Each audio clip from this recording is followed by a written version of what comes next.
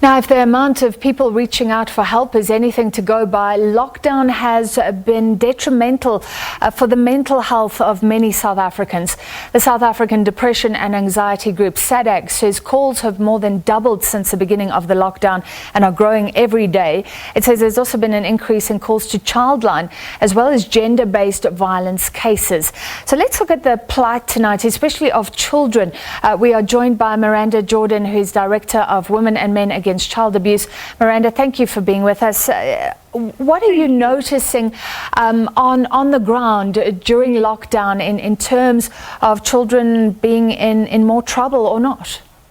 Absolutely. Well, there's two primary things, and there's a very interesting dynamic in the fact that most of the people, as we know, that hurt children are well known to them. And at this time, many of the children are at home with these people, but not all of them. So let's look at this. 25 to 30% of abuse happens by father or father figures. That's mother's boyfriend or stepfather. So that's a big percent. That's 25 to 30. That is if those people are present and living with the mother during this time.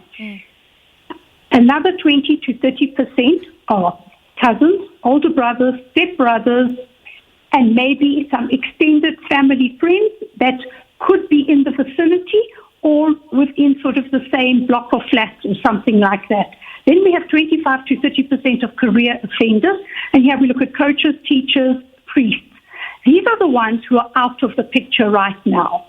But what we do have is we have the other scenarios where we have children with extended families. That is meaning that they're first of all with the mother's partner or their own father, or they also have cousins, older brothers and stepfathers, stepbrothers, and they're in the same lockdown. Yeah. Okay, so this is where we are seeing the increase.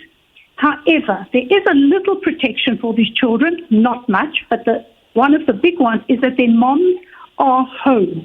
So, for instance, we recently had a case where a mom caught her boyfriend on top of her 13-year-old child. She woke up, she heard a sound in the night, and she went and she found the situation. So the fact is that, as she said, she was more alert, she was more awake than she normally would be because of the stress of lockdown. That's because she's not sleeping well, and she was able to immediately call the police and actually act on this. Yeah. But we must remember, so right now there's that interesting dynamic, as I said, because there is more vigilance in some way. But people are also taking risks. There's also some risk takers, the ones that I've just described. And then the most important thing that I wanted to say is the fact that the traditional people that children would speak to, and this is why you saw a big call into childline. So normally something like this would happen, and a child would go to a trusted adult. So a trusted adult often being a school teacher. They are probably, let's say, 80% of children, if it's not acute, and we would get that from the police or a concerned extended family member, a granny who notices a child is behaving differently, the rest, a lot would come between the police and schools, and obviously, and also coaches. We must remember right now we've been talking a lot about coaches who've been abusive, priests who've been abusive, and teachers. But it's a small percent. The majority of teachers, 80% and plus, are the primary people that children go to when something like this is happening at home. And of course, they haven't got these people right now. So this is huge, and this is why you are seeing children phoning into childline. They're also testing. They're testing the lines. They're seeing, is there somebody who answers on the other side? Some are also phoning from fear of what is this COVID, Is it going to hurt or kill my mommy and daddy, or I'm not feeling well, and maybe something's happening to me. So those things are also, it's like a funnel. Yeah. So having those 20,000 who are calling in, some putting down the phone, just happy that They have got a resource. If they need to, they could get somewhere, and they would have somebody. And approximately 3,000 are actual cases, probably 60% more approximately than they would normally get. So I wanted to give you an idea also of what's happening at our specific clinics as Women and Men Against Child Abuse, is that in these first 2 weeks that we opened after the initial lockdown and we got all our certificates, is that we are seeing that increase. One of the increases we are seeing is witness to violence. So children are witnessing violence at home, and children are part of the violence. We specifically always saw a 75% case of child sexual abuse. I think this will be the one that we probably will see closer to when children go back to school. Yeah. But because physical abuse and even some children witnessing both murder, children witnessing attempted murder in their homes, and children with grievous bodily harm. This is something that we saw this week as Miranda, I'm talking to you. So you've laid out, I mean, in some cases it's better not exposed to all the abusers, but in many settings locked down with their abusers or potential abusers. If a child calls childline and it is a real case, what about the capacity of social workers to get involved, social workers who've been following cases as well? Yes, that is obviously a concern. It has always been a concern prior to lockdown and even more exacerbated right now. And that's because, first of all, the parent or the child phoning in, to Childline, fortunately, they will outsource depending the danger that the child is in and assess the risk the child is in, to various NGOs. We are just one of them as our clinics, but there are clinics that, like ourselves, and the FCS units. I mean, I must say, in our particular areas, we have seen that the FCS units are bringing children whose cases, for instance, have gone and had their J88, but it's very much driven by